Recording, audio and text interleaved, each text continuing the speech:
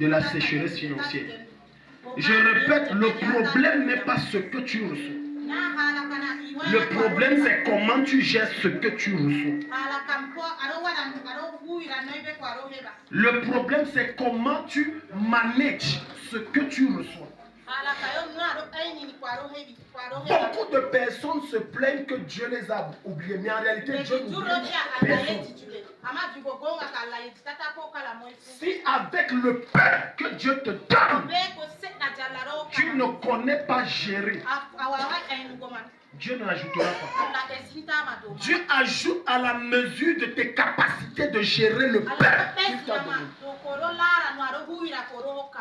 Je pense que c'est dimanche passé, je vous ai pris l'exemple de ce monsieur que je suis arrivé, un costaud gibier fumé. Tout c'était l'antidote, tout c'était gros. Tout découpé, mangé dans la main. Pour que demain on appelle, on dit que prête-moi 1000 francs, prête-moi 500. Pardon, est-ce que tu as 2000? Et c'est comme ça que beaucoup d'entre vous vous appauvrissez. Parce que vous faites une mauvaise gestion des ressources que Dieu vous donne. Alléluia.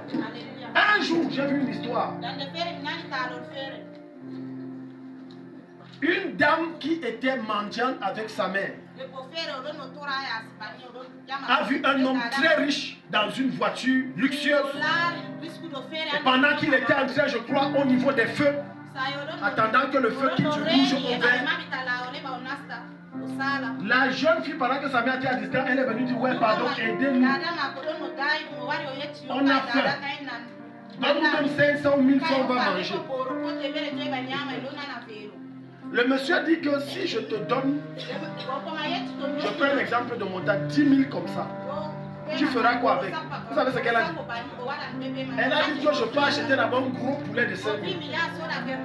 Moi et ma mère, on mange, on se rassasie bien. Maintenant, les autres 5 000, il faut que je me fasse belle, pédicure, et je fais les cheveux. L'homme a dit que tu viens de me donner les raisons pour lesquelles je ne dois pas te donner cet argent. Parce qu'au lieu de multiplier, toi tu penses à dépenser. C'est le cas de beaucoup de personnes ici. Eux, ils pensent que tu vas voir quelqu'un s'asseoir, il ne s'assoit pas pour réfléchir comment multiplier les ressources. Lui, quand il s'assoit, c'est comment dépenser les ressources. Dieu n'ajoutera pas. L'homme riche a pris une petite caisse. C'était comme un truc de montre. Il y avait une pièce, peut-être 500 francs ou 100 francs. Et il y avait une liste des étapes pour devenir riche. Il a dit: Mamou, la meilleure chose que je vais te donner, c'est ça. Suis les instructions qui sont dans la boîte. Et on se reverra d'ici quelques mois, au maximum 1 an. Oh, bien, elle a ouvert la vie pièce. Elle a dit que ça c'est quoi? C'est ça, je fais quoi avec moi? Elle a fait la jeter. Et après elle est revenue. Elle a dit: bon, je sais quand même. Elle s'est mise à suivre les étapes. Les 500, elle est allée dans un supermarché, elle a acheté un paquet de bonbons. 500. Elle s'est mise à vendre. Le bénéfice de ça, elle a encore acheté 2 paquets. 3 paquets, 5 paquets. Après, elle a commencé à acheter les bananes et fruits, vendre. Après ça, le bénéfice de ça, etc. Finalement, elle a eu une grosse entreprise de fruits et un supermarché. Dieu ne te rend riche que si tu le démontres que tu peux gérer des grandes choses. C'est pour ça que je pose la question à quelqu'un ici. Si on te donne maintenant 50 000, 50 000, je peux vous choquer. 90% d'entre vous auront déjà fait des calculs sur comment dépenser. Pas sur comment investir pour rembourser leur dette. Est-ce que quelqu'un ici? Je dis 90% d'entre vous auront déjà réfléchi. Ok, avec 50 000, je vais à Algérie, j'ai la tête là-bas, il y a ma chaussure qui doit, il y a ma perruque, il y a mon rouge à lèvres, il y a mon slip là qui est vieux. Mais très peu sont ceux qui vont dire: ok, voilà 50 000, je peux investir dans quoi qui me permet de générer des revenus qui me permettront de rembourser les dettes. 7e chose qui apporte la sécheresse financière, La dépendance aux hommes. Philippiens 4, verset 19. La dépendance aux hommes. La dépendance aux hommes. Quand tu dépends des hommes, rassure-toi d'une seule chose. Tu seras esclave. Aucun homme qui dépend de son semblable de être riche. Toute personne qui est réellement riche sur cette terre est un homme qui a arraché son indépendance financière. Si tu passes le temps à attendre qu'on te donne les 500, les 2000, les 5000, les 10 000, tu ne seras jamais riche. Quiconque tend la main est inférieur à celui qui pose sa main sur sa main. Quiconque passe le temps à dire je veux, ne peut pas prospérer. Ne peut pas prospérer. Je vais jusqu'à loin. Écoute-moi, femme, tu dois atteindre ce niveau où tu n'attends plus rien de ton mari. Est-ce qu'il y a des femmes ici? Il y avait un homme ici, il va dire, je suis en train de vouloir gâter son frère. Je suis même en train d'arranger ton foyer. Parce qu'une femme qui produit, à moins qu'elle soit égoïste et chiche, elle est un grand soulagement pour son foyer. Je connais des femmes que c'est elles qui gèrent tout, mais comme il y a des maris feignants, elle gère tout, tu montes sur elle et en plus de ça, tu la tapes même. Sur ce qu'elle gère tout. Et c'est le genre de mari là que la plupart des femmes aiment. Ouais, Dieu, tu as fait même les choses ici. Tu es ici. C'est le genre là que les femmes là aiment. Un gars qui le suit, qui passe son temps à boire, à la taper, c'est elle qui gère tout. Mais elle est derrière. Elle est derrière. Aussi longtemps que tu es dépendant d'un homme, il fera la pluie et le beau temps dans ta vie. Autrement dit, tu ne marcheras que selon ses règles. Quiconque te soutient financièrement te pose ses règles. Alléluia. Je répète, quiconque gère tes finances t'impose ses règles. Ce n'est pas qu'une affaire de homme-femme, même dans ton lieu de service. Si ton patron c'est celui qui t'a donné le travail, tu ne peux pas lui parler fort. Même s'il vole l'argent, tu es chrétien, tu sais que c'est faux, c'est mauvais. Tu auras de la peine à l'interpeller. Hello? C'est pour ça que tu dois arracher ton indépendance financière. Tu ne dois plus attendre simplement qu'on te donne. Décide-toi d'être toi-même une personne qui produit une sauce. Philippiens 4, verset 19. Quelqu'un fait la lecture rapidement. Philippiens 4, verset 19. Rapidement. Philippiens 4, verset 19. La Bible déclare. Oui, vas-y, ma vie. Et mon Dieu pourvoira à tous vos besoins. Mon Dieu pourvoira à tous vos besoins. Conformément à sa richesse. Conformément à sa richesse. Avec gloire. Avec gloire. En Jésus-Christ. En Jésus-Christ. Car tu attends de Dieu, Dieu interviendra en ta faveur. Je répète, quand tu attends de Dieu, Dieu interviendra en ta faveur. Ce que je vous enseigne, ce n'est pas que j'ai vu un enseignement quelque part. Je vous parle de mon expérience avec Dieu. Ma femme est ici, je n'attends rien de personne et je ne suis endetté nulle part. Nulle part. Je dis nulle part. J'ai ma conception des choses, c'est que Dieu ne peut pas faire, personne ne peut faire. Et c'est comme ça que je vois l'exaucement de Dieu. Il dit, mon Dieu pourvoira à tous vos besoins. Ça veut dire que pour que Dieu pourvoie tous tes besoins, tu dois atteindre le niveau où tu lui fais confiance. La question est la suivante. Jusqu'à quel niveau de tes problèmes financiers tu fais confiance à Dieu? Pour qu'il résolve cela. Jusqu'à quel niveau? Jusqu'à quel niveau? Jusqu'à quel niveau? Jusqu'à quel niveau? Mon grand frère est en train de se marier. Et sa fiancée qui est en Europe là se pose les questions, elle est dans les inquiétudes de ci, de comment. J'ai dit écoutez l'époux. Je les ai donné mon témoignage. J'ai dit personne ne croyait en moi, mais moi je croyais en moi-même.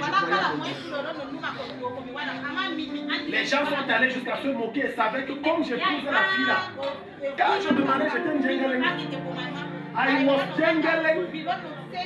C'est oui. Divise mon poids 6 fois 4.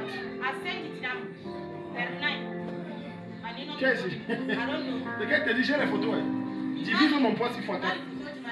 Divise pour ma femme par 4. C'était Miss.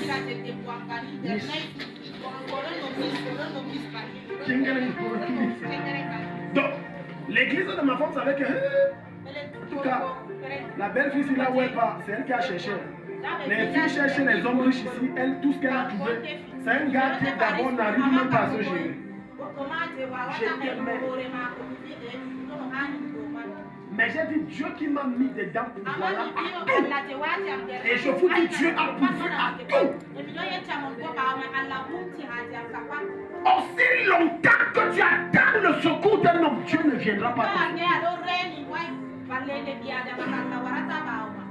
N'accepte pas qu'un homme soit le carrefour de ta vie.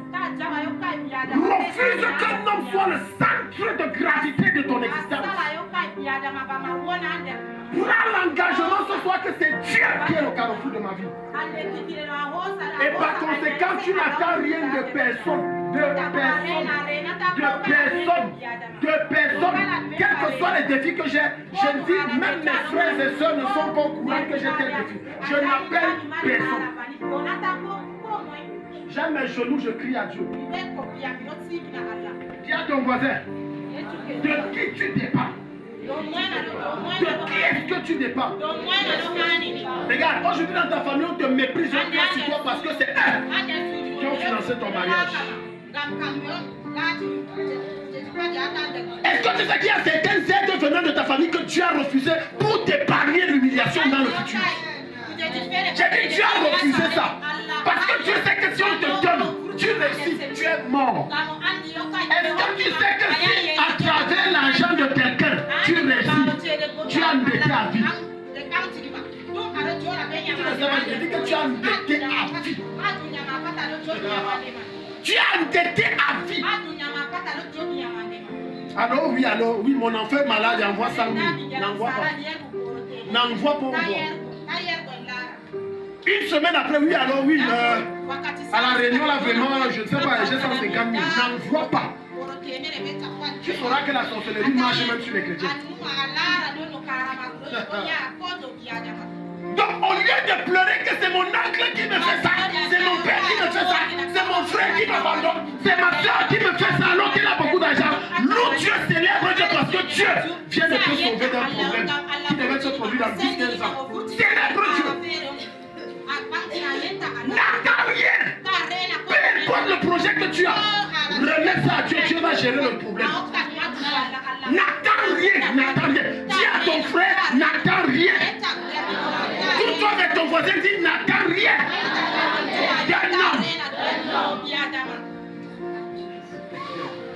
Alléluia. Alléluia. J'ai une de mes filles spirituelles ici qu'elle permet et qu'elle me pardonne, qu'elle permet que je donne ce témoignage. Elle a un projet pour faire un certain nombre de choses avec son époux. Elle est venue me dire que finalement, tel membre de ma famille n'a pas donné. J'ai ri. Si elle se rappelle le jour où j'ai dit que loue Dieu, c'est bien. Loue Dieu, c'est bien. Aucun secours ne peut venir de nous. Je dis aucun secours. Je redis aucun secours. Dans ma famille, moi, il y a des gens qui t'aident. Bête, tu prends la corde, tu te prends. J'ai dit ma famille. Quand je te dis, j'ai dit les gens de sang proche. Ils t'aident, bête, tu mets la corde, tu te prends. Parce que tu es mort. Ton nom fera la une au moins pendant un siècle. Ne rien parce que je dis, je suis sérieux. Pendant un siècle, ton nom fera la une. Et tu ne peux pas te tenir devant lui, tu lèves la tête. Oh, il va dire que toi. Toi, tu parles. Tout ça, c'est pour moi, tu n'as pas oublié. Quand tu es venu me voir, les 200 000 que j'ai donnés, ce n'est pas grâce à ça que tu as tout ça. Voilà pourquoi, regarde. Lorsqu'il y a eu une confrontation entre Abimelech et Abraham dans le livre de Genèse. Abimelech a dit que, ok, comme on a eu la victoire ensemble, je prendrai une certaine richesse, je te donnerai. Mais regarde la réponse d'Abraham. Abraham a dit que non, moi je ne prendrai même pas 5 francs venant de toi. De peur que Abimelech dise demain que c'est grâce à ces richesses que je suis devenu riche. Il y a des prêts qu'on te donne, c'est un poison. Il y a des aides qu'on te donne, c'est un poison. Il y a certains soutiens qu'on t'accorde, c'est un poison. Voilà pourquoi le meilleur sponsor de la vie de quelqu'un, c'est Jésus. Ce n'est pas un homme. Ce n'est pas un homme. Je dis c'est Jésus. Voilà pourquoi lorsque Dieu veut te soutenir financièrement à travers un homme, Dieu utilise généralement quelqu'un que tu ne connais pas, il ne te connaît pas. Et la personne vient dire que je sens dans mon cœur que je dois te donner chaque mois tel montant. Et quand Dieu finit sa mission avec toi, l'homme arrête de te soutenir. Parce que Dieu sait une chose. Si c'est quelqu'un que tu connais, il te fera les chantages. Peut-être que tu n'es pas encore tombé sur le genre de personne qui te soutient, il te parle mal. Il t'insulte. Tu veux réagir. Mais après tu te rappelles que c'est le gars qui paye mon école, c'est 300. Si je parle là, il va arrêter. Je fais comment? Il me manque encore 4 ans. Donc je supporte. Hello? Hello? Dis à ton voisin, dépend de Dieu. Dépend de Dieu. N'attends rien de personne. 2 Corinthiens 9:8. 2 Corinthiens 9:8. Vraiment, je sais qu'il y a mon oncle là. Mon oncle m'a prémis 20 000. J'ai un autre cousin là-bas qui est en Belgique. Il a dit que non, il va m'envoyer 100 euros. C'est ce que tu es en train de faire. Tu es en train de creuser ta tombe. Et tu es en train de préparer toi-même tes obsèques. Parce que l'aide qu'on t'envoie là, c'est là. Tu as déjà vu comment on prend la chèvre, on amène de force au marché. Des fois la chèvre refuse, on dit qu'on va. Parfois je me dis que la chèvre refuse parce que la chèvre sait qu'on va me vendre. Mais on avance. Donc quand on t'aide, parfois c'est pour ton malheur. Donc au lieu de passer ton temps à pleurer que l'autre qui m'aidait ne m'aide plus, béni Dieu. Au lieu de dire que vraiment je ne sais pas pourquoi mon père il est là, il ne m'envoie pas l'argent. Alors que mon père, bénis Dieu, bénis Dieu, bénis Dieu. Dieu connaît le genre de père que ton père là est. Bénis Dieu. C'est pour ça que Dieu s'arrange à ceux qui ne te soutiennent pas. Célèbre Dieu, loue Dieu, bénis Dieu. Il y a des pères tellement irresponsables que Dieu ne veut même pas que 5 francs il te donne, toi qui es son enfant. Bénis Dieu au lieu de pleurer, bénis Dieu, célèbre Dieu. Toi, femme dont le mari a abandonné avec les enfants, bénis Dieu, célèbre Dieu. Parce que certainement de tes entrailles, ces enfants seront des grandes personnalités demain. Certainement, certainement, certainement. Et Dieu s'avance à ce que si ce monsieur donne 5 francs, tu es mort. Ouvrons ça, voilà. 2 Corinthiens 9, verset 8. Non, ce n'est pas encore visible. Quelqu'un me fait la lecture jusqu'à ce temps que... Voilà. Quelqu'un fait la lecture.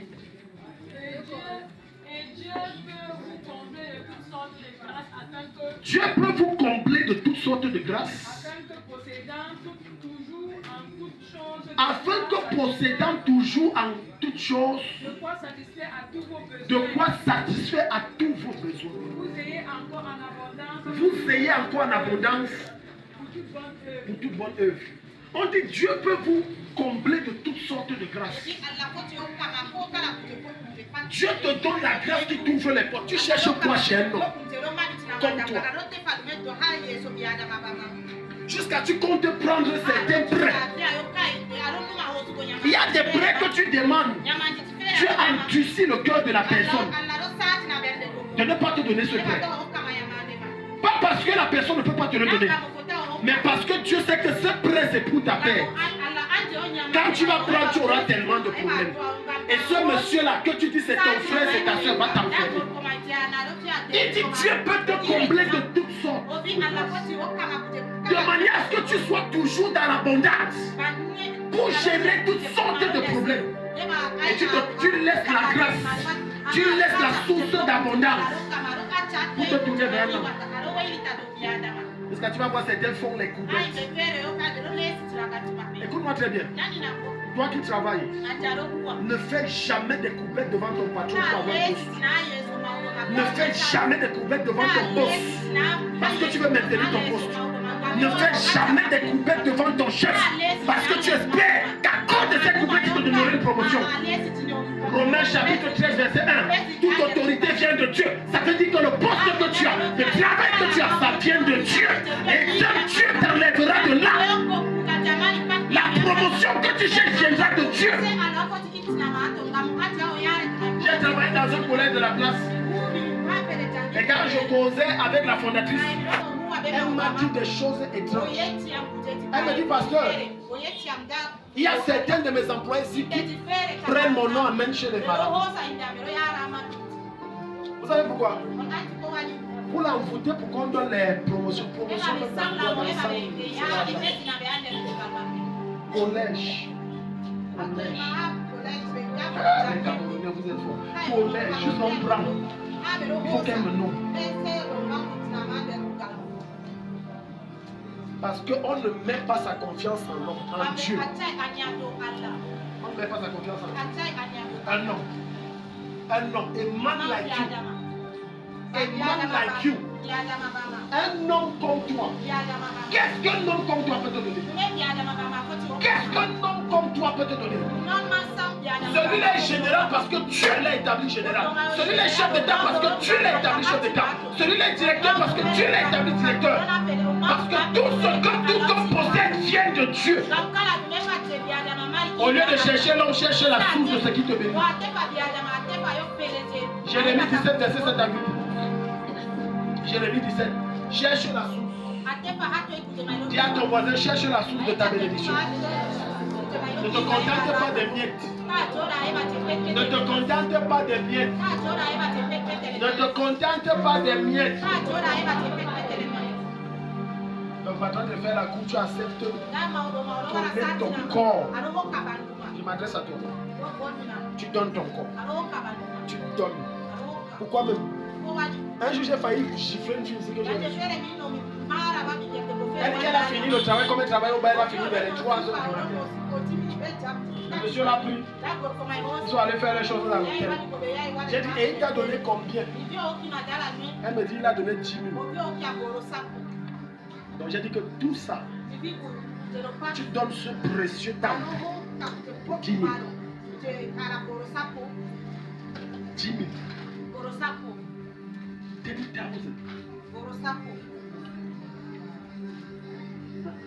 Je vais vous dire quelque chose. Ce n'est que les femmes qui ne connaissent pas la valeur de qui elles sont.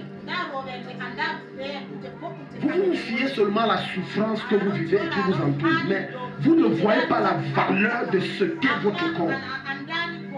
C'est pour ça que facilement vous donnez.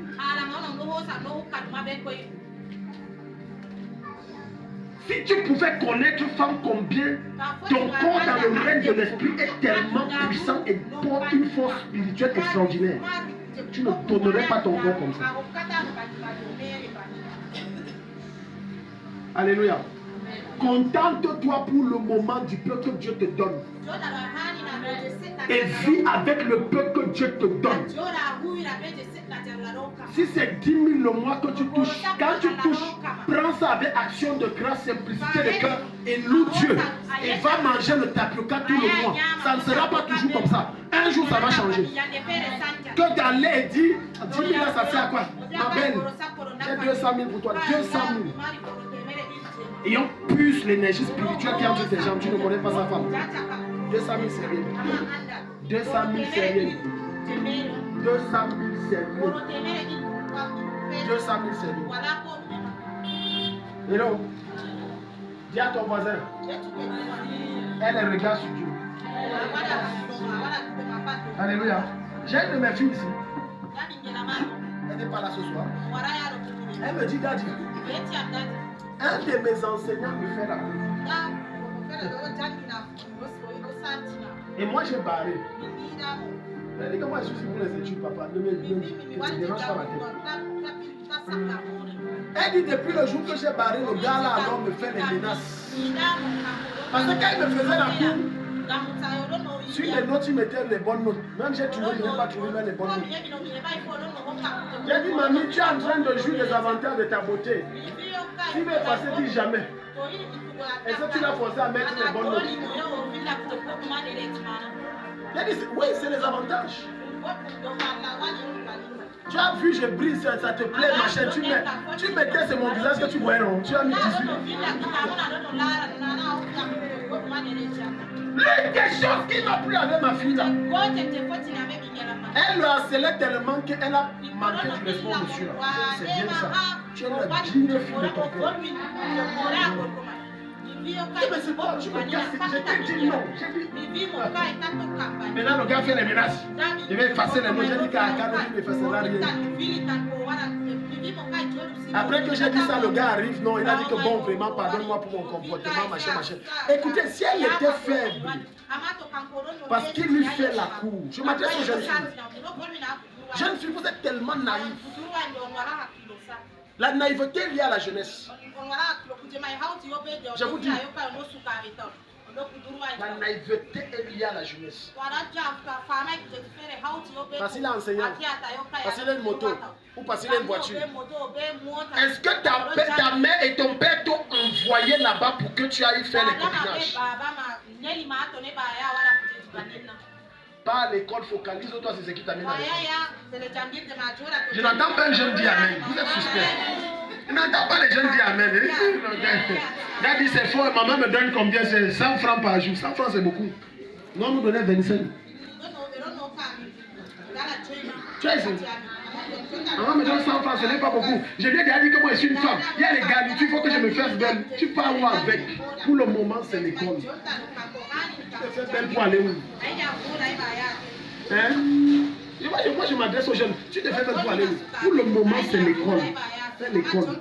Quand tu commences à voir dans ta tête, je dois me faire belle, c'est que tu es super. Ça veut dire que les hommes prennent déjà ta tête. Et tu vas voir une petite fille que sa mère a porté 9 mois. Parce que elle a les meubles devant, derrière, que d'ailleurs on lui dit tu es belle. Maintenant elle croit que sa mère et sa co-épouse lui a mat, ça ne va pas dans ta tête. Ta mère t'a co-épouse. Ça ne va pas dans ta tête. Alors on dit que tu es belle. Ah maman, tu ne me parles pas comme ça, tu connais les gens qui me draguent. Ah, Jérémie 17, verset 7 à 8. Pardon, revenons sur le thème. Fais-nous la lecture. Béni soit l'homme qui se confie dans l'éternel. Oui. Et dont l'éternel est l'espérance, verset 8. Il est comme un arbre planté près des eaux, qui étend ses racines vers le courant. Il n'aperçoit point la chaleur quand elle vient. Son feuillage reste vert. Dans le temps de la sécheresse. Ah, moi j'aime ça. Il a quoi? Il n'a pas peur. Il ne cesse de porter du fruit. Est-ce que tu comprends le verset-ci? Il dit celui qui se confie en Dieu est tellement béni que même quand les temps difficiles arrivent, lui ne ressent pas ça. On dit que le prix des marchandises a augmenté, lui paye cash. Il n'a pas ce problème. Il produit beaucoup de fruits. Ce qu'il fait lui réussit. La sécheresse c'est pour les autres, ce n'est pas pour lui. Or, celui qui ne se confie pas en Dieu et met ses regards sur des semblables comme lui, il attire deux choses. D'une part, la colère de Dieu, et d'autre part, il vient de signer son arrêt d'échec. C'est ce que la parole a dit. Tu vas être béni. Confie-toi en Dieu. Confie-toi en Dieu. Confie-toi en Dieu. Je peux te dire un secret. Tu ne résolveras jusqu'à ce que tu meurs. Tu ne pourras pas résoudre tous tes problèmes. Tu vas résoudre un, l'autre va naître. Tu vas résoudre l'autre, l'autre va naître. Tu vas résoudre l'autre, l'autre va naître. Donc, remets-toi à Dieu. Arrête d'être pensif. Est-ce que vous savez qu'il y a certaines personnes qu'on appelle le père aujourd'hui ou la mère? Ce sont des jeunes filles d'une trentaine d'années. Mais tellement elles croient qu'elles peuvent résoudre tout. Les cheveux sont déjà blancs. J'ai reçu un jour dans cette église une femme venant de Yaoundé. Je ne vais pas citer son nom. Finalement, elle s'est revenue son père spirituel. Elle me dit, papa Thierry, ne me regarde pas comme ça. Je suis très jeune. Je dis, moi je vois les rideaux. Elle dit que non. Les problèmes de la vie. J'ai dit que si tu vois cette femme, les rides, tu vas dire qu'elle a plus les rides que maman.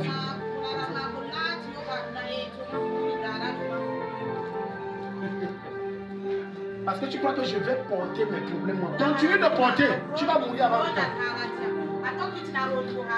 Tu ne peux pas résoudre tes problèmes par tes propres forces. Quiconque essaye de résoudre ses problèmes par ses propres forces tombe dans le discrédit et le malheur. Oui. Mais quiconque dit Dieu, ce problème-là, ça devient ton problème. Enclenche l'intervention de Dieu en sa faveur. Je vais m'adresser aux étudiants et aux élèves. Je t'encourage à bûcher. Je t'encourage à travailler dur. Mais garde à l'esprit que ce n'est pas parce que tu bûches trop et tu travailles dur que tu auras ton examen.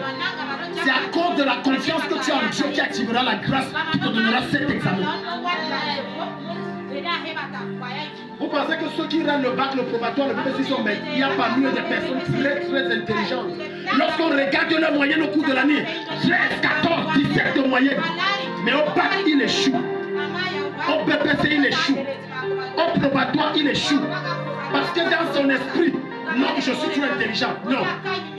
Peu importe le conseil intellectuel que Dieu t'a donné, mets Dieu devant tout ce que tu es en train de faire. Et tu verras comment le succès va te suivre. Quelqu'un n'est pas ici, donne-moi un mot amen. Alléluia. Tu n'as pas vu que celui qui sortait toujours premier dans votre classe, dans la vie active, il n'est rien. Moi, je la connais. Premier. Maintenant, dans la vie active, il se retrouve en train de pousser le pouce. C'est la grâce. Dis à ton voisin, c'est la grâce. Mais cette grâce n'est possible dans ta vie que si tu te mets ta confiance en Dieu. 8e point, l'épargne à l'excès. 8e chose qui rend pauvre, qui active la sécheresse financière. 1 Timothée 6,10.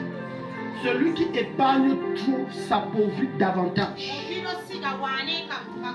Il y a des gens qui épargnent au point où même manger ne mangent pas. Tu exagères.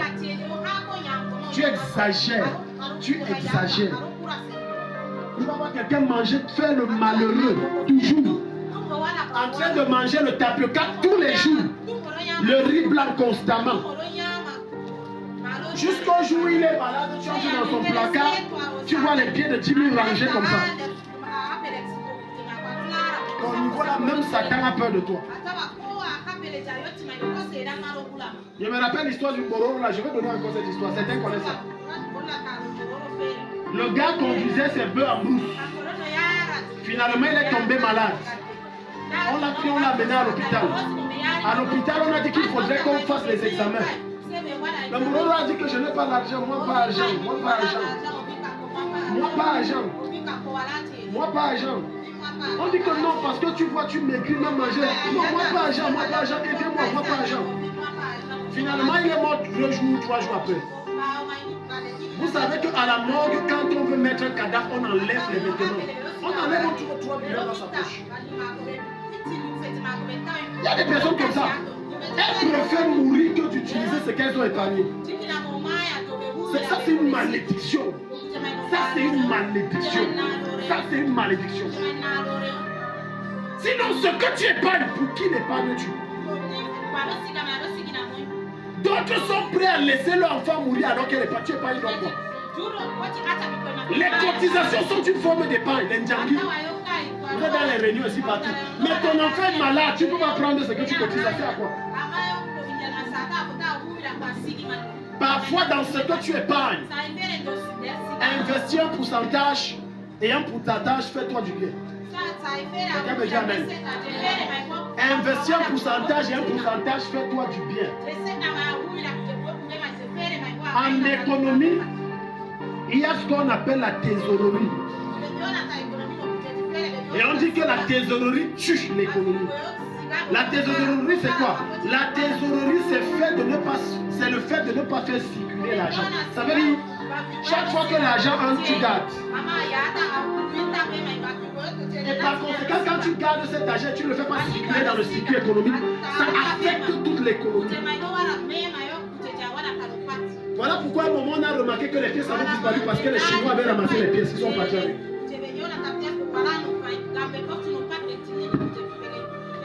Épargner, c'est bien.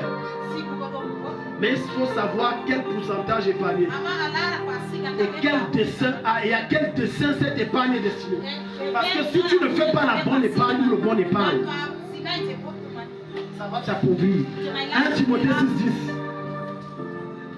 Il dit quoi 1 Timothée 6,10? Ok. Fais-moi la lecture. Car l'amour. Fais la lecture, c'est encore fini. 1 Timothée 6,10. Ah, ok.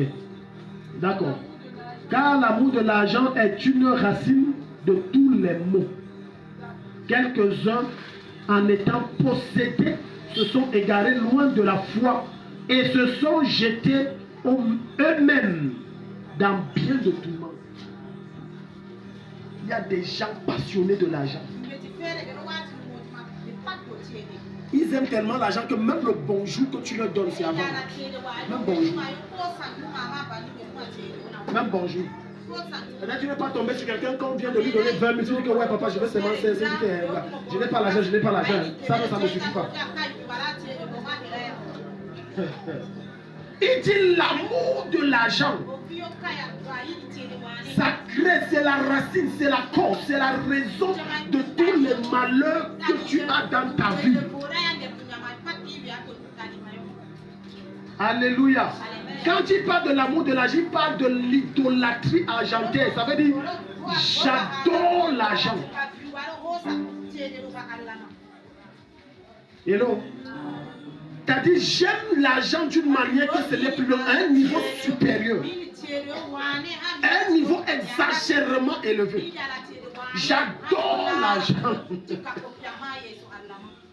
Il y a des personnes, regarde, les gens qui ont un amour effréné pour l'argent, ce sont des personnes qui sont prêtes à entrer dans des sectes. Ils n'ont pas peur d'entrer dans les sectes. Et facilement, quand on va lui demander, tu donnes, qui va dire, j'ai mon premier fils, il sait même à quoi. C'est un vaurien. Moi, je le vends. Comme j'ai entendu, regardez, tous les influenceurs que vous entendez, influenceurs, je dis tous sans exception, ce sont des adorateurs de maman. J'ai dit tous. Tous ces soi-disant influenceurs-là travaillent pour le Satan. Voilà pourquoi ils sont prêts à manger du caca pour de l'argent. Vous n'avez pas entendu le scandale de Porti Porta? Influenceuse à l'hôtel à Dubaï. Les Arabes là arrivent et disent que couche-toi, déshabille-toi, elle se couche. Il dit je chie sur toi et puis tu manges. Elle dit il n'y a pas, et je te donne 5 milliards.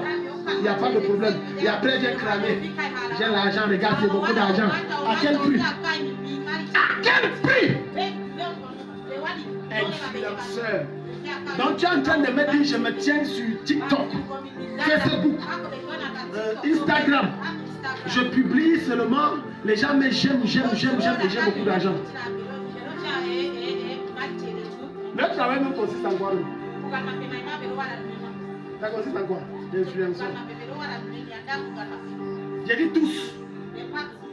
Ce sont des adeptes du moindre effort. J'ai dit tous ceux qui sont soi-disant influenceurs, ce sont des personnes qui ne veulent pas travailler. Elles veulent la facilité. Quand j'ai trouvé j'ai vu la vidéo de un de ces soi-disant influenceurs là. Très jeune, il est mort à 27 ans. Quelques mois avant qu'il ne décède, il a fait une vidéo. Il a dit que oui, je reconnais, je suis dans les sectes, oui, je reconnais. Il y a même d'abord mon oncle là-bas, là, il me sert à quoi? Et puis comme mon père est mort, lui là, il nous maltraite, je vais le vendre, je commence par lui. Et bam, son oncle là est mort. Il a dit après lui, j'ai un cousin là-bas, il ne sait même pas ce qu'il fait dans la famille. Il est les pères. Je vais le vendre. Hello? Quiconque dans ta famille entre dans les choses bizarres avec tes parents, c'est sa tête qui part. Il t'a envoyé dedans. Tu me donnes l'argent, je mange bien. Mais tu n'es pas envoyé. Tu meurs seul. Quelqu'un me dit amen. J'ai dit tu meurs. Tu me donnes l'argent, je fais comment? Je marche. Bien même. Et s'il y a certains d'entre vous qui ont peur et disent que c'est l'argent du diable, amène-moi. Je vais manger ça pour toi.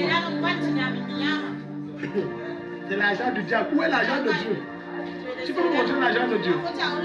Où il y a tel pied là, on écrit là-bas argent de Dieu. Montre-moi ça, moi aussi je vais prendre. C'est l'argent du diable, c'est la donne, je vais manger. Oh non, c'est famille dans le quartier. Un homme étranger passait à la maison, il a laissé un pied d'argent en partant. La femme l'a gardé ça. Je suis arrivé dans la famille, j'ai prié. Daddy, voici l'argent que le monsieur a laissé. J'ai prié au nom de Jésus, j'ai prié, j'ai dit, prenez. Non, Daddy, c'est l'offrande, prenez. Elle dit, ok, c'est l'offrande, je prends pas. Alléluia. Toute arme forgée contre toi est nulle et sans effet. Quand tu me dis influenceur. Et tu les vois là, ils ont beaucoup d'argent. Et toi, tu crois que c'est un argent normal. C'est un argent naturel. Ils ont travaillé ça combien de temps? On te dit que quelqu'un a à peine 30 ans. Aucun membre de sa famille n'est riche. Mais depuis qu'il est influencé, ça fait 2 ans. Il compte l'argent en termes de centaines de millions. Et tu trouves que c'est normal? Il dit qu'il a travaillé. Montre-moi le genre de travail là, moi aussi. Chers jeunes, ne suivez pas ce genre d'exemple. Je me tourne vers la jeunesse, ne suivez pas ce genre d'exemple. N'entrez pas dans ces choses. Parce qu'au début, on te montre qu'il y a l'argent, mais on ne te montre pas les cercles dans lesquels tu vas atterrir. Jusqu'à ce que quand tu entres, c'est trop tard. Et tu les vois mourir là comme les poulets. Ils ne tuent pas longtemps, ils meurent. Ils meurent. Satan est un menteur. Hello? Dis à ton voisin, l'amour de l'argent causera ta perte. Alléluia. Ne sois pas un passionné de l'argent. Ne sois pas un passionné. Oui, ne sois pas un passionné. Prends l'argent comme un moyen de résoudre tes problèmes. Et non l'argent comme ton maître, ton Dieu. Autrement dit, que j'ai l'argent ou que je n'ai pas l'argent, ça ne change pas mon humeur. J'ai vu certaines personnes dire être en colère, nerveux. Je dis c'est quoi? Ah, moi je veux l'argent. Ça veut dire que c'est l'argent qui est ton maître. Ah, moi je veux l'argent. Oh, tu peux résoudre mes problèmes. Moi je veux l'argent, je veux l'argent. Si ton humeur est déterminée par l'argent, le fait que tu aies l'argent, ça veut dire qu'en réalité, Jésus n'est pas ton Dieu, c'est l'argent qui est ton Dieu. Ce n'est pas au hasard que Paul dira dans 1 Thessaloniciens 6, le verset 16 que soyez toujours joyeux. Parce que l'Esprit de Dieu qui est en nous nous rend joyeux. Que nous soyons dans l'abondance comme nous soyons dans la disette. Et Paul le dira dans le livre de Romains. J'ai connu l'abondance, j'ai connu la disette, j'ai connu la nudité. Qu'est-ce qui me séparera de l'amour de Dieu en Jésus-Christ? Quoi? Est-ce la mort? Est-ce la nudité? Est-ce le mal? Rien ne pourra me séparer de cela. Rien. Mais si tu vois certaines personnes quitter l'église, abandonner le Seigneur à cause de l'argent, tu es tombé trop bas. À cause de l'argent. À cause de l'argent.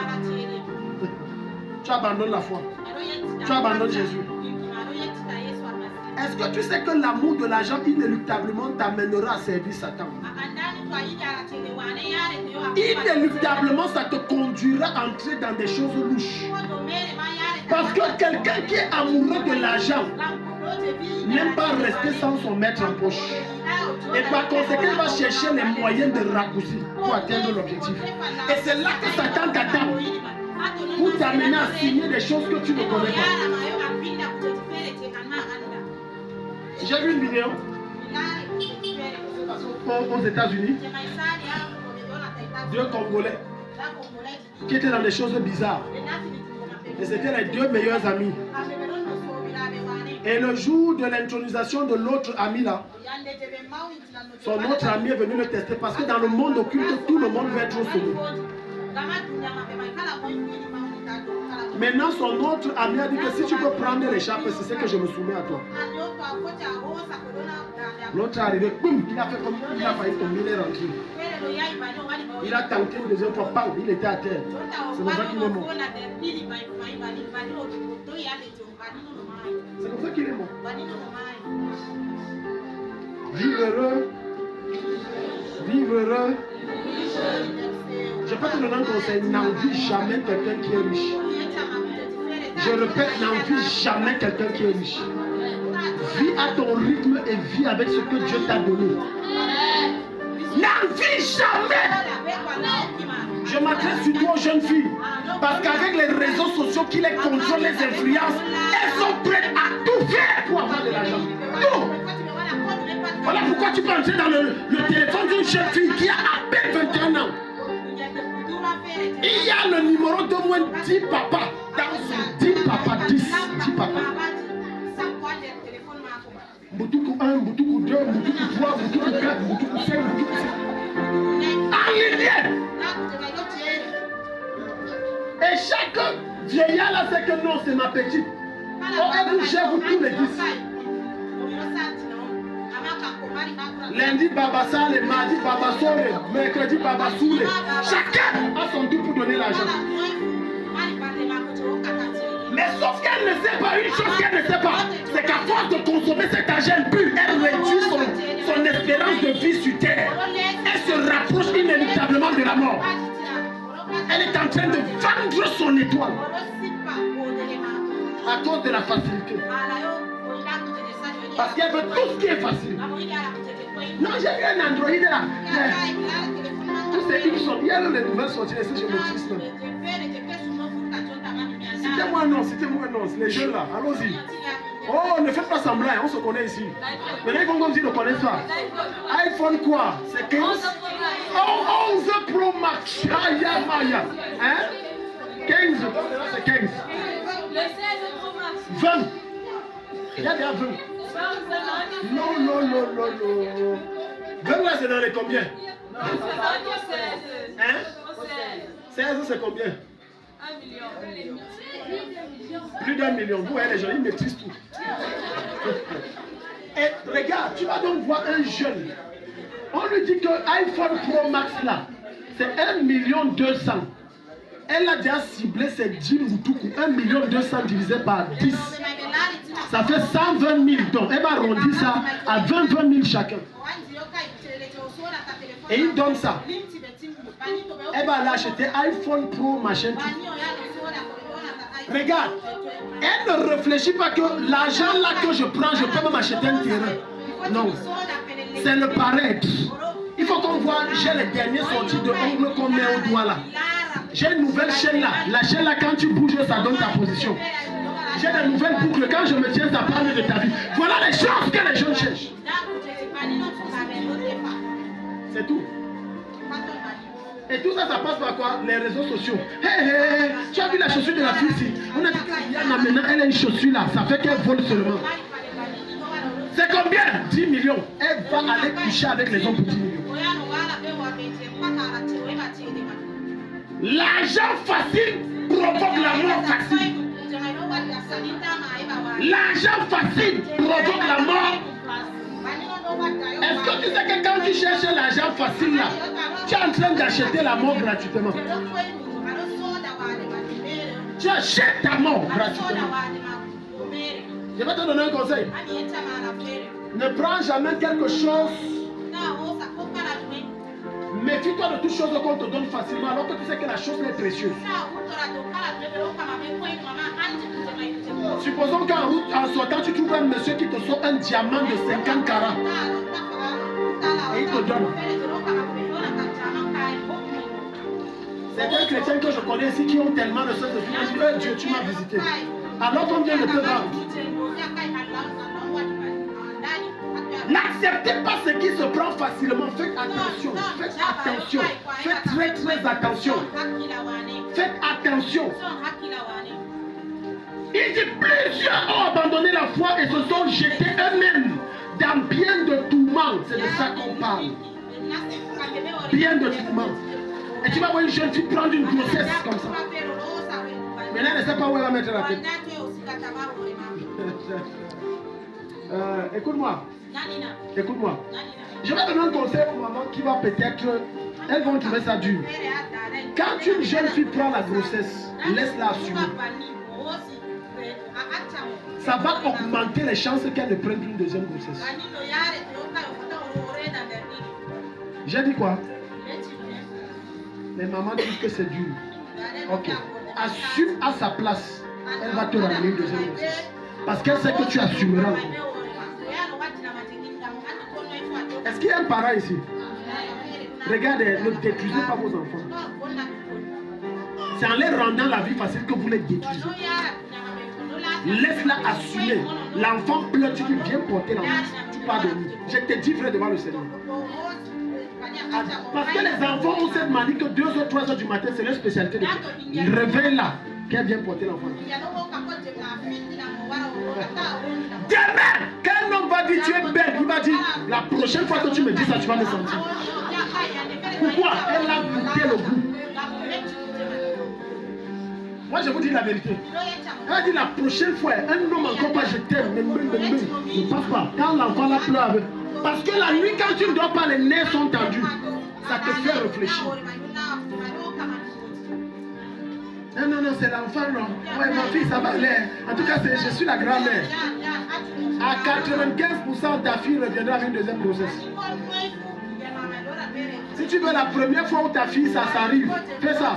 Et tu verras que tu seras grand-mère au mariage avant le temps. Les gens veulent servir Dieu sans les règles de Dieu. Les gens veulent marcher avec Dieu sans les principes de Dieu. Les gens veulent évoluer avec Dieu sans se soumettre à ses lois. Ça ne marche pas comme ça. Dieu est un père, voilà pourquoi Dieu te laisse dans le désert. Tu penses qu'il ne voit pas quand tu pleures la nuit que j'ai fait. Dieu voit, Dieu sait. Mais pourquoi il te laisse? Parce qu'il veut te rendre mûr, il veut te rendre mature. Il veut que tu apprennes certaines choses de la vie. Être une mère ou un père ne fait pas de toi un feignant. Ce qui fait de toi un bon père, une bonne mère, c'est que tu as des principes et des règles que tu imposes rigidement à tes enfants. Aujourd'hui, ils vont dire que tu es Tabata, Kadhafi, Saddam Hussein, tout ce que tu veux mettre. Ils vont dire que non, j'avais mon parent. Hitler. Mon père l'appelait Hitler. Hitler est là, Hitler est là. Ma mère dit que méchant, non, ma mère est là. Mais quand tu vois aujourd'hui, tu vois que ta vie est rangée propre. Il y a des choses que tu ne fais pas. Le papa et la maman n'est pas là pour te dire que ne couche pas une fille. Mais la manière dont on t'a dressé et on t'a régulé fait que tu sais que non, je ne peux pas avoir de rapport sexuel en mariage. Non, je ne peux pas faire ci. Non, je ne peux pas faire ça. Parce qu'on t'a dressé, on a établi un timing pour ta vie. Voilà pourquoi, chers parents, n'accepte pas que tu aies un enfant à la maison qui n'a pas un travail. Il doit avoir une tâche à faire. Je répète, il doit avoir une tâche à faire. S'il n'a pas de tâche à faire, tu es en train de programmer son échec. Je causais avec mon épouse. Et elle me disait qu'elle bénit Dieu pour la manière dont sa mère les a traités durement. Elle dit aujourd'hui son père est décédé, sa mère est décédée. Si on les avait traités avec légèreté, chacun fait comme il veut. Mais c'est que ces soeurs qui ne sont pas mariées vont chercher les hommes à gauche à droite. Oui, parce que vous ne savez rien fait. Elle dit 4 heures, on vous réveille. Allez, puiser l'eau. Elle ne veut pas comprendre, je suis en retard. Tu es en retard, tu vas travailler. N'allons pas nous regarder la société des Blancs. Tu vas voir un enfant chez les Blancs dire à son père, mouf, salaud, à son père, qui l'a porté. L'autre tape même son père. Et son père ne doit pas réagir. Tu réagis, tu penses. Et tu me dis que c'est une société ça. Mais tu peux permettre qu'elle te gifle. Ah. Hein? Maman Philo. Karine arrive et te dit que fous-moi le cancer qui. Tchaba. C'est là où tu vas comprendre qu'ici, la mère si est jeune. Ah, tu blagues. Et c'est comme ça que nos enfants veulent prendre ces sales comportements occidentalisés pour amener. Un comportement d'égarement. D'égarement. Une jeune fille ne peut même pas te faire un bon riz sauté. Hello. Même avec les jeunes ici, il faut que je vous expose un peu. Il faut qu'on fasse une formation culinaire. On prend les mamans et nous forme. Un jour, ils nous ont fait les trucs ici. J'ai failli avoir la tension sur place parce que le sel était surchargé. Je précise que ce sont les filles. Semaine des jeunes, c'était les filles. Je dois exposer ça. Ah, Daddy, je ne comprends pas. Je suis une belle fille. J'ai un bon caractère. Mais je ne comprends pas pourquoi les hommes me fuient. Le gars a goûté ta nourriture. Il n'a retenu qu'une seule chose, excès de sel. Il a fui. Voilà tout ce qu'il a retenu de toi. Excès de sel. Il a dit pardon, je ne dois pas avoir l'attention. Excès de sel. Ah. Est-ce que vous savez ça? Je vais vous dire la vérité devant le Seigneur. Quand on a dit les jeunes préparent la clôture du dimanche, j'ai dit qu'ici il faut qu'on intercède parce que on peut faire comme ça. Heureusement qu'il y a une maman qui a encadré l'histoire là. J'ai dit, ah, je comprends, merci Seigneur. Au moins ça veut dire que la prière est exaucée. Hello. Tu dis à une jeune fille, donne-moi le couscous. Elle te prend l'eau froide. Elle met la farine, elle tourne tout. Et elle couvre, elle met au feu et elle descend. Elle dit c'est prêt. Ça c'était le couscous comme ça là. Saute-moi les pâtes. Elle met les pâtes dans l'eau froide et elle met au feu. Et après elle fait un laisse. Tu les tisses, voilà. Ça a vu l'eau jusqu'à.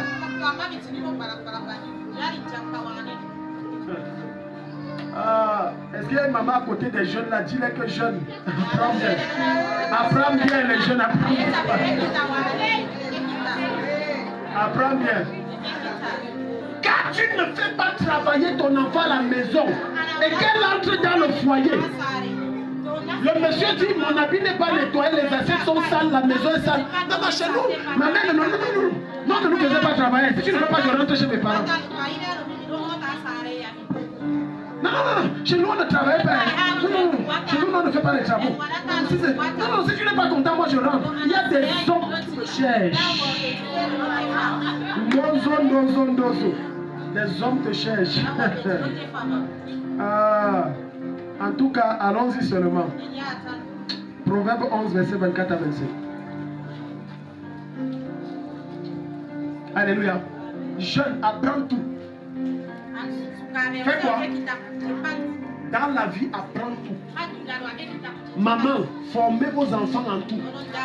Garçons comme filles, formés en tout. Ça va faire que la femme que ton fils va épouser là, la femme ne lui parlera pas en matière de cuisine. Le gars est prêt. Quand je venais de me marier, ma femme avait un problème. Que le type s'il prépare tout là, ça l'énerve, vous n'avez pas l'idée. De fois, elle piquait une crise de colère comme ça, et c'est même quel homme ça. Parce qu'elle savait qu'elle fait mec. Moi-même, j'entre à la cuisine, je peux pas. Je vous dis, c'est même le tarot. Même le tarot. Quelqu'un ici? Le couscous, je te tourne ça. Le gombo, je te fais ça. Commande-moi le plat que tu veux, je te fais ça. Et tu es sûr que c'est une femme qui a préparé ça. Un seul principe à la maison, ma mère disait pas de garçon, pas de fille chez moi. Il n'y a pas ça. Tu fais tout, tout le monde fait tout ici. Chez nous, tout le monde, chacun avec son tour de cuisine. Chacun avec son tour. Le jour c'est ton tour, tu ne cuisines pas, tu ne manges pas. Elle ne blague pas avec, tu dois. Je dis ne blague pas avec. Non, je suis une fille, je suis un garçon. Les garçons ne lavent pas les assiettes. Les garçons ne lavent pas les assiettes. Tu es bien, les garçons. Non, chez nous les garçons ne préparent pas, c'est les femmes. Ah bon. Et le jour où tu énerves ta femme, toi tu vas voir. On dit, toi tu passes à la cuisine. On connaît toi et moi la catastrophe qui va se produire. Montrez-nous ça, voilà. Tel qui donne libéralement devient plus riche. Et tel qui épargne à l'excès s'appauvrit. Il ne fait que... Ça veut dire, plus tu donnes, plus tu deviens riche. Plus tu épargnes, plus tu deviens pauvre. C'est ce qu'il est en train de dire. Verset 24, je relis. Tel qui donne libéralement, ça veut dire on ne te contraint pas, on ne t'oblige pas. Mais tu as la nature de donner, tu deviens riche. Mais il dit l'autre qui ne donne pas parce que chaque fois il est en train de dire j'épargne, il devient davantage pauvre. Verset 25, l'âme bienfaisante sera rassasiée et celui qui arrose lui-même sera arrosé. Alléluia. Amen. Alléluia. Amen. Quand tu as la main qui est comme ça, Dieu aussi fera comme ça. C'est ça qu'il dit, l'âme qui arrose sera arrosée. Alléluia. Il y a des personnes ici que malgré tout l'argent qu'ils ont, ils ne pourront jamais te donner 500. Quelqu'un ici? J'ai dit 500. Mais quand tu vois son portefeuille, c'est les 10 000, les 5 000. Mais 500, jamais. Donne pas. Chiche!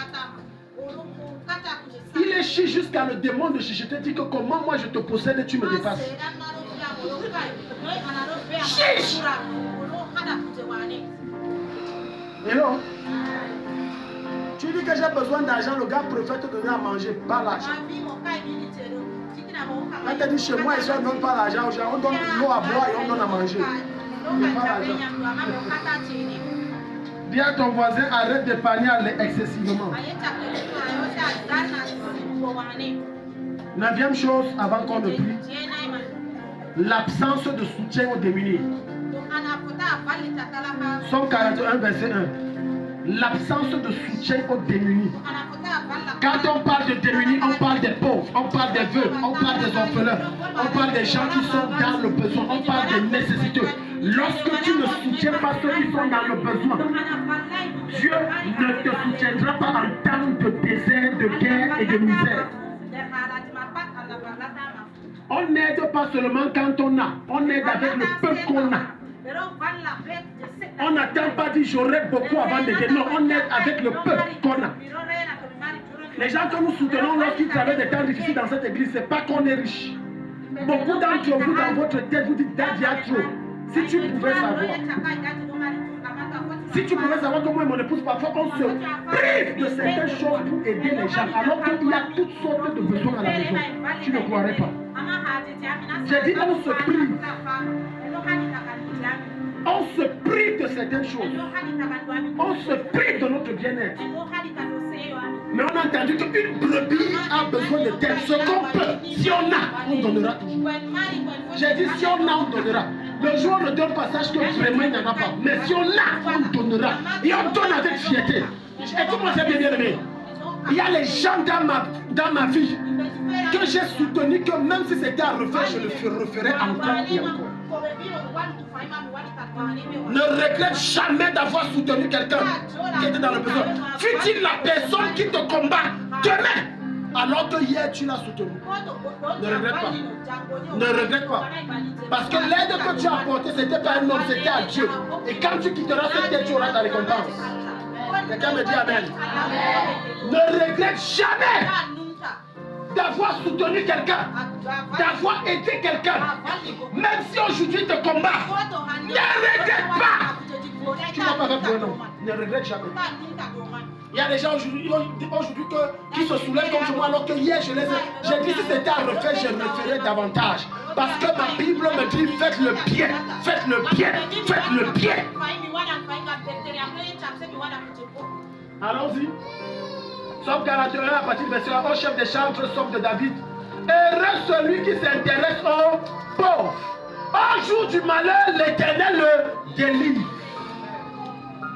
Tu es ici? Ouais, c'est parce qu'on a fait une autre version, Patricia. Karia. Est-ce que quelqu'un a une autre version ici qui nous ouvre sa Bible? On va lire. Somme 41 à partir du verset 1. Il dit, heureux celui qui soutient le pauvre. Au jour où il a les problèmes, Dieu vient résoudre ses problèmes.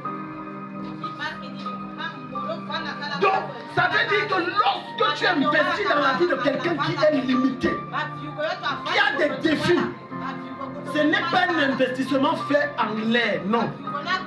C'est un investissement où Dieu est endetté et Dieu remboursera cette dette avec profit. Notre version. Somme 41. Oh, c'est petit ta version aussi. Elle est petite, very small. Fais la lecture, Somme 41, verset 1. Il est heureux celui qui fait attention aux faibles. Le jour où cela va mal pour lui, le Seigneur vient à son secours. Combien de personnes étaient dans les problèmes, tu as pu les aider? Tu es toujours là avec le même langage, je n'ai pas. Est-ce que tu sais qu'il y a certains problèmes que tu cries à Dieu depuis longtemps, Dieu n'exauce pas? C'est parce qu'il y a quelques années, quelques semaines, quelques jours, quelques mois, des gens étaient dans des problèmes. Tu as fait la sourde oreille. Tu as fait comme si tu n'as rien vu. Dieu a dit, je vais te rembourser ça. Maintenant, quand tu es dans les défis, tu dis, Seigneur, aide-moi. Dieu ferme les oreilles aussi, je ne coupe pas. Genèse, Somme 19, verset 27. Dis à ton voisin, soutiens les démunis. Dis à ton voisin, soutiens les démunis. Proverbe 19, autant pour moi, verset 17. Au cours du mois, au cours du trimestre, au cours du semestre, ou au cours d'une fois là, cible une famille, cible des pauvres, cible des personnes dans le besoin et donne leur soutien. Et non, ce que je dis, ça ne concerne pas que les gens qui travaillent, ça concerne même les élèves. Je dis, au cours d'un mois, peut-être une fois le mois, peut-être une fois le trimestre, peut-être une fois le semestre, peut-être une fois l'an, cible un orphelinat, cible une famille qui est dans le besoin, cible quelqu'un et fais un don. Personne ne connaît, tu as lui fait un don. Parce qu'en soutenant les gens qui sont dans les besoins, qui sont démunis, tu es en train de préserver ton futur d'un éventuel problème qui viendrait et qui te dépassera. Et pendant ce temps, Dieu se lèvera pour te défendre. Est-ce que quelqu'un est ici? Est-ce que quelqu'un est ici? Hello? Quand Dieu veut te bénir parfois, je dis parfois, pas toutes les fois, je dis parfois. Quand Dieu veut te frayer un chemin parfois, quand Dieu veut t'ouvrir parfois des portes, Dieu te fait remarquer un besoin chez quelqu'un. Parce que les gens se posent la question, disent, moi, vous dites que Dieu parle, moi je ne sais pas comment Dieu parle. Oui, Dieu t'a parlé. Lorsque Dieu te fait remarquer un besoin chez quelqu'un, tu es en train de te dire, comble ce besoin. Tu es en train de te dire quoi? Comble ce besoin. Alléluia. Ne reste pas là, non, ma chère. Il y a une maman ici, je ne vais pas citer son nom. Quand à l'époque, l'église aussi, c'était encore le secret. À l'époque, elle avait vu que m'habiller là, c'était pas ça. Elle est allée acheter les tissus. Elle a dit, allons chez le tailleur. Elle m'a habillé. Beaucoup de vêtements que je porte hier. De l'autre. Tu es ici. Et c'est comme ça qu'elle est bénie. Mais tu restes là.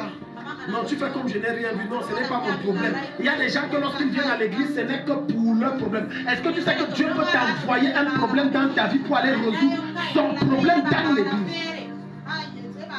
J'explique. Dieu peut t'envoyer un problème de nerfs sciatiques. Tu marches dans tous les hôpitaux. Tu marches chez les marabouts. Tu marches dans certaines églises. Et finalement, Dieu fait en sorte que tu entends parler de cette église et tu arrives ici. En réalité, Dieu ne t'a pas amené ici pour être guéri. Dieu t'a amené ici pour que tu résolves son problème. Et c'est en résolvant, personne n'a prié. Dès que tu as résolu le problème, pas.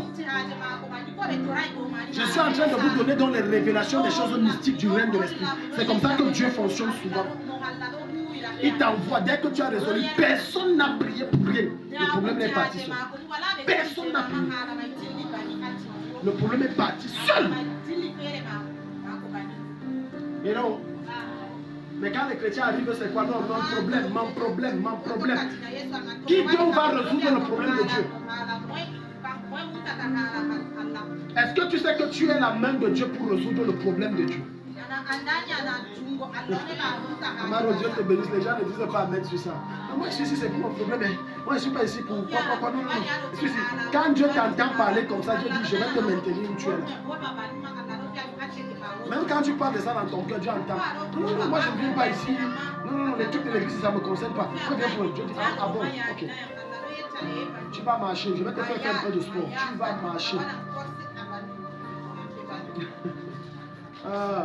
Est-ce que quelqu'un est ici? Verset 17, c'est le verset 17. Proverbe 19, verset 17. C'est ça.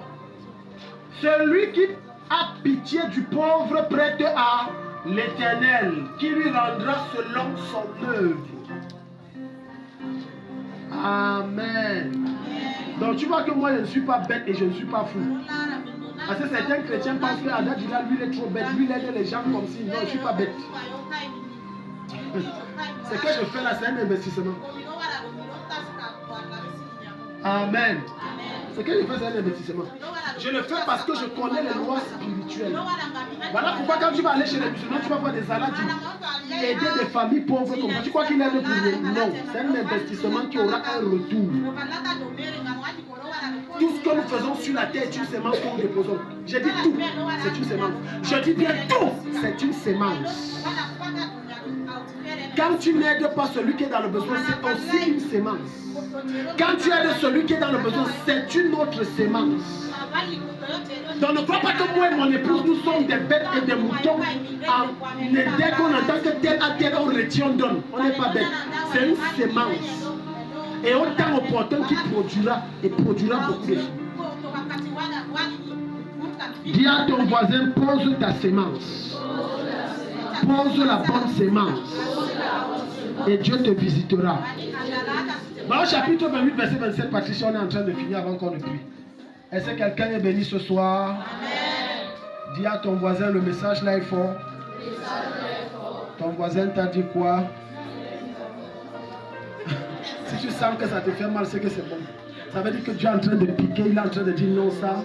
Il fait une chirurgie dans ton cœur, il dit que non ça n'a pas sa place, il faut enlever ça pour remettre. Ça fait mal, aïe. Maintenant ne résiste pas, on dit que lui croit que lui il est qui nous parle comme ça là. Que lui, Daddy là même c'est qui? C'est que tu es en train de dire Dieu n'enlève pas ça, pardon, laisse, je suis comme ça. Il y a des gens comme ça que dans leur vie ils disent non moi je suis né comme ça. Hein. Non, si tu ne m'acceptes pas comme ça. Non écoute, en Jésus on change. En Jésus on change. Si tu étais violent avant, quand tu viens en Jésus, tu dois être comment? Doux.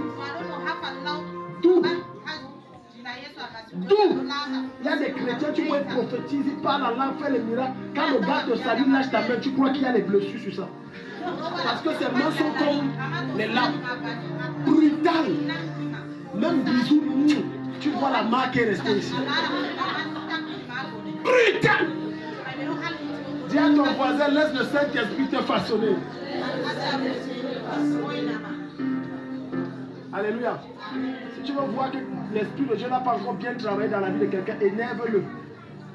Ou énerve-la. Mettre le pain.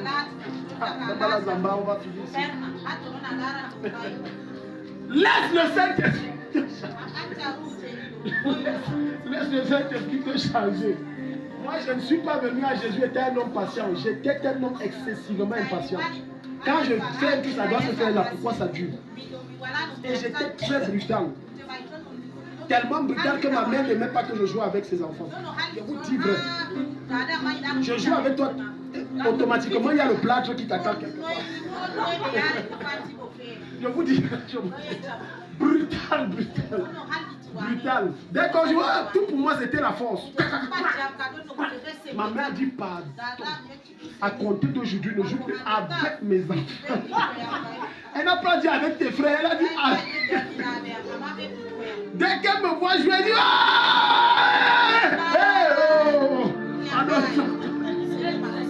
quand je suis venu au Seigneur, tu as travaillé ça. Bam. C'est qui fait que de fois je suis d'une patience que ce n'est pas normal. Tu vas me faire les choses où j'attends.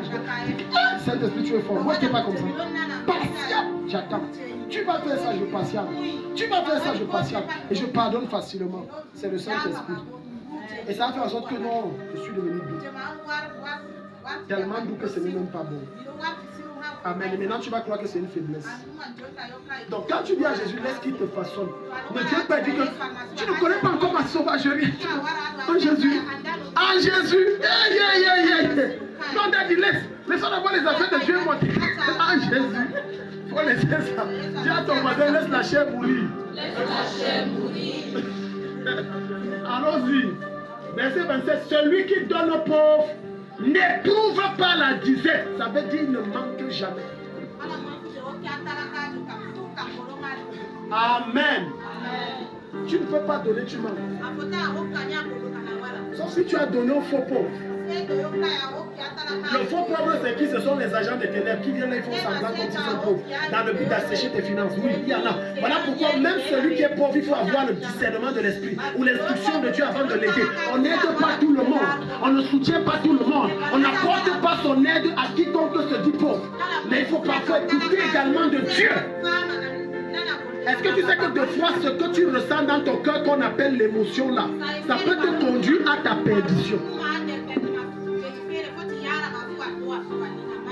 J'ai dit, il y a l'émotion, ça peut te conduire à quoi? Il y a un malade qui a chuté comme ça en aidant quelqu'un qui est pauvre. Il est devenu sauvagement, de sauvagement riche, sauvagement pauvre. Juste une aide qu'il a donnée. Quelqu'un ici? Il faut discerner qui aider. Et discerner qui aider ne suffit pas, il faut discerner quand aider. Parce qu'il y a des temps où quand tu aides, le ciel n'est pas ouvert. Par conséquent, tu n'auras pas de bénédiction. Allons-y. Mais celui qui ferme les yeux est chargé de malédiction. Ça veut dire quand tu vois celui qui est dans le besoin, tu n'aides pas alors que tu peux. Tu es maudit. Voilà pourquoi les gens ne prospèrent pas. Les gens sont riches, après ils deviennent pauvres bizarrement. Tu as ouvert les entreprises et curieusement les entreprises commencent à connaître des difficultés financières de toutes sortes. Écoute-moi très bien. Je finis mon message en vous disant ceci. Tu veux savoir que quelqu'un sera riche. Je vais te donner un signe qui montre que quelqu'un à 100% sera riche. Regarde-le quand il a petit, mais il aide les gens. À coup sûr, ce gars sera riche. Je répète, l'un des signes majeurs qui prouve que tu seras riche, regarde la personne là. Il n'a pas beaucoup, mais le peu qu'il a, il aide les gens. Certainement, quand Dieu voit ça, Dieu va dire, j'augmente tes avoirs. Parce que si tu peux faire ça quand tu es petit, ça veut dire que si j'augmente, tu feras mieux que ça.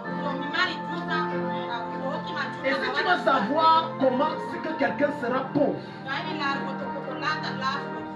il dit toujours je n'ai jamais, il n'aide jamais. Lui n'aide jamais, mais il tend toujours la main. Celui qui tend toujours la main sera toujours esclave, sera toujours pauvre, sera toujours sec. Observe ta vie, toi qui passes le temps à dire que je veux, alors que tu n'aides jamais. Tu vas voir que tu es toujours dans les dettes, tu es toujours en train d'emprunter, tu es toujours en train d'inventer des mensonges pour avoir un peu. Amen. Ton enfant est malade, si tu m'envoies même 20 000 comme ça, ouais. Et tu es toujours en train de te trouver dans les problèmes d'argent. Que le Seigneur te bénisse. Est-ce qu'on peut acclamer le Seigneur pour